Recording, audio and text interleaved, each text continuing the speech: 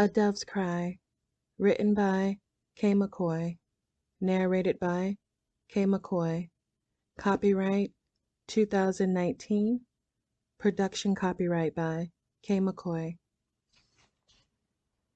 Chapter 1, Party Crashers. Jerome. Stepping out of his car and looking around, Jerome made sure all the doors were locked before heading inside the gentleman's club. Seeing the name Bottoms Up in vivid lights, Jerome knew he was in the right place. It was almost 11, and all he wanted to do was go home and go to bed. But if this was where his friend wanted to celebrate his bachelor party, who was he to judge? Walking through the double black doors, Jerome checked his pockets for his ID and cash to pay the entrance fee. He tried his best to look the women sashaying around him in the eye, but with the fog and flashing lights he found it hard to focus. The guard that patted him down for any contraband before letting him through the next set of doors laughed. "Don't have too much fun in there, virgin blood." He could see the shock on all his friends' faces as he walked up to them at their VIP table. No one said anything at first until the man of the hour walked over and gave Jerome a side hug. "Jerome! Fancy seeing you here," Wyatt shouted over the music. "No doubt. I thought the least I could do was come through." Jerome saw a woman take the stage, and he blinked several times at the speed and agility she displayed as she climbed up and spun around on the silver pole. When he turned back to face his friends again, all the guys at the table were leaning against one another, laughing hysterically. "Tonight is gonna be a good night, fellas. We got the golden preacher boy to join us at BU. Let's drink." Patrick, Wyatt's best man, held his drink as the others brought their glasses together for the toast. "Guess I better order something," Jerome thought to himself. Cutting through the guys and walking toward the nearest bar, he waited until the bartender noticed him before leaning in to be heard over the music. "What can I get for you, sugar?" the short woman asked. He scanned the bar station.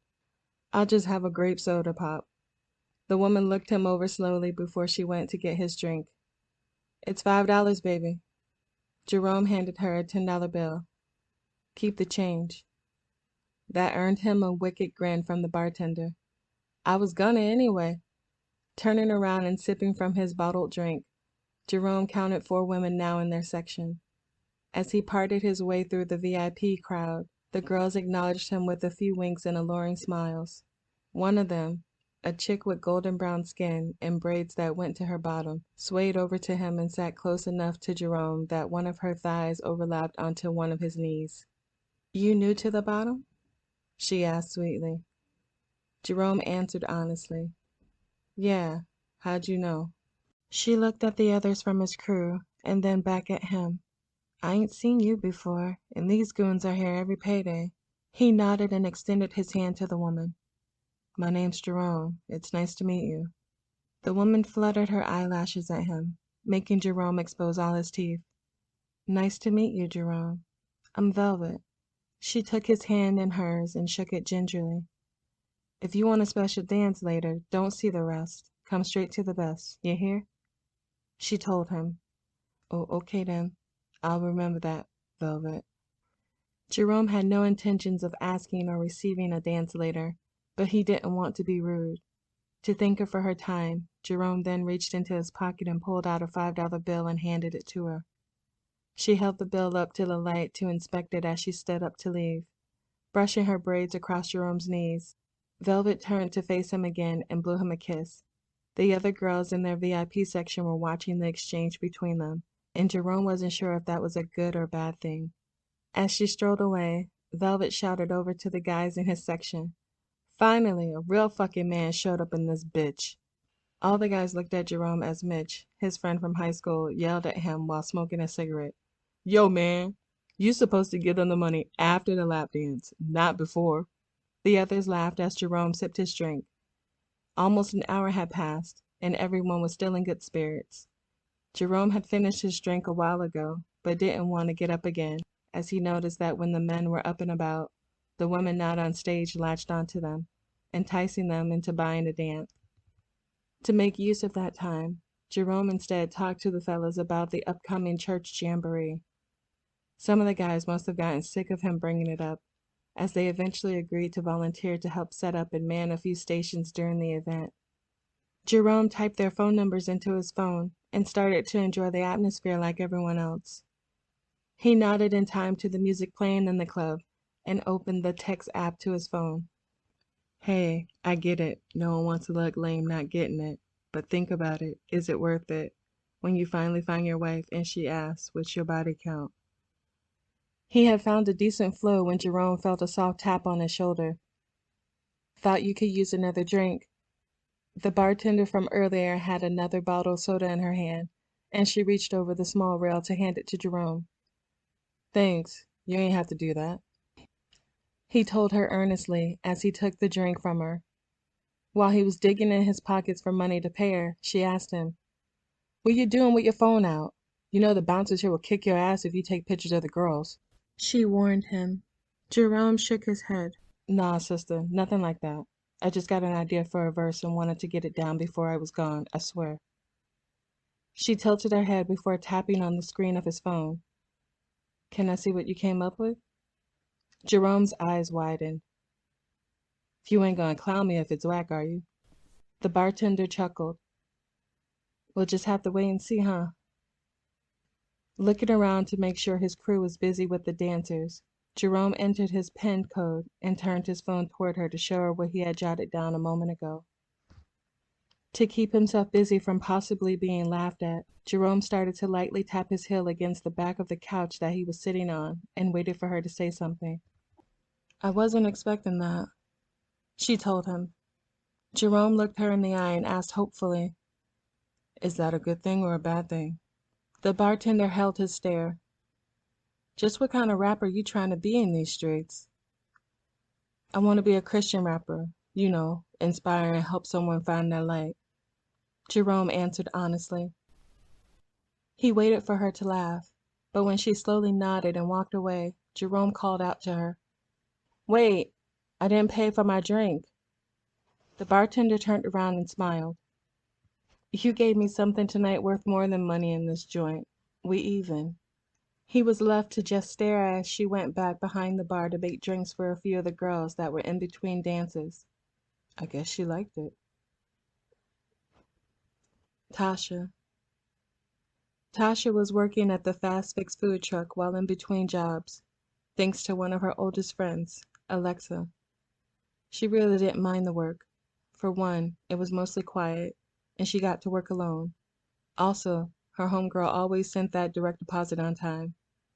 It's a lot better than working retail, she thought dryly.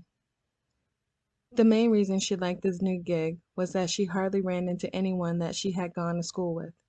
It wasn't like Tasha was voted most likely to succeed or anything, but after high school she was supposed to have been up and gone from this backwards town. She did everything she could to make that happen, but it still wasn't enough. When Tasha got accepted to her dream college during her senior year, she was on cloud nine for days. Then, with one visit from financial aid weeks later, all her hopes and dreams came crashing down. Tasha wandered around town feeling like a complete failure for a year before finally getting herself together. Instead of leaving town, Tasha found herself struggling to pay tuition at her local community college. With 2 part-time jobs and a work study on campus, she couldn't keep money in her account for nothing. But she was making it work, even if it meant she only slept on the weekends. Then, in the middle of her senior year at Grover Community College, she was blindsided by the news of her family being in financial trouble and about to lose the home that Tasha grew up in. Her sisters apparently had been out of work for months and didn't tell her, but they came to her a month before the bank was due to foreclose on their childhood home. Tasha then spent her last night in her tiny studio apartment, eating ice cream and quietly crying until she fell asleep. Selling what she could from her apartment, she ended her lease and went to withdraw from GCC. She moved back home and worked double shifts when she could at whatever job would hire her, so she could make the new payments with the bank. 2 weeks after Tasha moved back home, her older sister, Tina, finally got a job, and that helped them get caught up. All of this happened years ago, but whenever someone she went to school with saw Tasha, her still being in town was the first and only thing they would want to talk about. and it still made her angry as hell. To deal with her pain, Tasha started taking photos. Nothing fancy, really, just another way for her to express herself. Until one day at a local park, she took a photo of a woman about the same age as her mama. The woman, Joanna, asked to see the photo, and when Tasha showed it to her, Joanna asked her how soon could she have it printed and framed. Tasha had no idea what she meant at first, but she found out real quick that same day and made her first sale. It was enough to pay the mortgage that month, Tasha remembered fondly.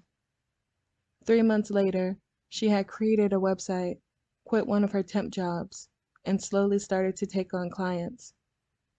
She had loved studying English in school, but learning about photography felt more like her true calling. Plus, I get to choose who I work with and my prices per session. Tasha grinned as she scrolled through her phone looking for new photography equipment to add to her gear bag. Most of the items that Tasha drooled over these days she couldn't afford to pay for in full, so she added them to her wish list. Once she did that, Tasha made a mental note to check and see if the local photo shop in the mall near her place had any of the things she wanted that could be put on a leasing plan. Hearing the closing song from inside the club, Tasha sat up and turned the fryer back on. Time to feed the horny herd, Tasha thought to herself as she watched the dudes stumble outside.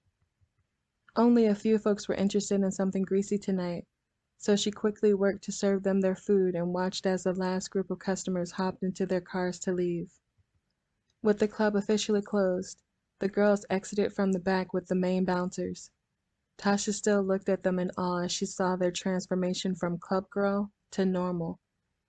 She took in their much more comfortable attire of tracksuits, flat shoes, and hoodies before wondering again just how they managed to make that kind of change each night. Some guys from a bachelor party group were lingering around as the girls were waiting to be picked up by their loved ones. Two of the guys separated from their pack and started coming on hard to the girls, and Tasha's stank face settled in before she could stop herself. Thinking quickly, she remembered the wings that Alexis said she could take home. She got the girls' attention by playing one of their favorite hype songs and waving the freshly fried goods from her window. "Thought y'all might want to try the new Mango Madness batch before your rides get here," she called out through her order window. Seeing the newest girl in the group inhale and then frown, Tasha added, "No worries, rookie. I got a vegan batch with your name on it." Satisfied with the distance between the girls and the guys, Tasha started to clean up for the night. But as she turned around to make sure the fryer was turned off, she heard one girl scream. Quickly making her way back to the service window, Tasha saw the same two guys from before grabbing Rookie's wrists as the other girls tried calling the after-hours bouncer for help. Flipping on the security lights on the top of the truck and grabbing her portable siren, Tasha pressed the red button and waited for all the commotion to die down before she spoke. "I don't know who raised y'all, but manhandling women ain't a good look. Find somewhere else to be before I throw on my Karen voice and have the city dogs out here." A third guy made his way next to the two dudes still near the newer girl. Tasha briefly wondered just how he fit into their little entourage, as he didn't seem to bother with wearing his worth out loud as the others did. He met her eye and spoke calmly. "Sister, that won't be necessary. We were just leaving, right, fellas?" The other two nodded quickly. He seemed to be a stand-up guy, but if life had taught Tasha anything at 26, it was that it only took one time for a dude to fuck around and ruin a chick's world if you let him. Her face hardened as she upped the watts on the security lights while directing them at the three men. "You say y'all leaving, but I don't see y'all walking away." Rookie rushed toward the truck with the remaining girls and watched the two guys finally get into the limo. "We were just asking what her prices were." The music then blared as their limo took off into the night. "Again, I'm sorry about my friends. Take care, sister," Jerome said before he got into his car and left. With all the commotion over, the girls remained near the fast-fixed truck and started their nightly ritual of telling their worst customer of the night stories. One by one, each girl disappeared as someone showed up in a different vehicle to take them home. Rookie's ride was the last to get there. Before she hopped into her sister's Jeep, she leaned over into the window of the service truck. "Hey, Tosh!" she shouted into the truck, getting Tasha to turn around. Yeah, thank you. Those guys were bugging me all night. Almost left early 'cause of them, but tuition just went up again this semester, so I had to stick it out. I hear that. Don't let no dude get in the way of your education or your money, Tasha reminded Rookie. You right, sis. Anyway, thanks again. Good night. Night. That's the end of the teaser to Chapter 1 of A Dove's Cry. For more of A Dove's Cry, please follow author K. McCoy and be sure to like, comment, and subscribe here on author K. McCoy's YouTube channel. Thank you so much for enjoying this snippet to A Dove's Cry. For more behind-the-scenes footage, as well as the full first 4 chapters to A Dove's Cry audio, please follow K. McCoy over on Ko-fi. That's ko-fi.com/author K. McCoy. Thank you again for enjoying A Dove's Cry. This is K. McCoy, and I'll see you guys next time. Happy reading!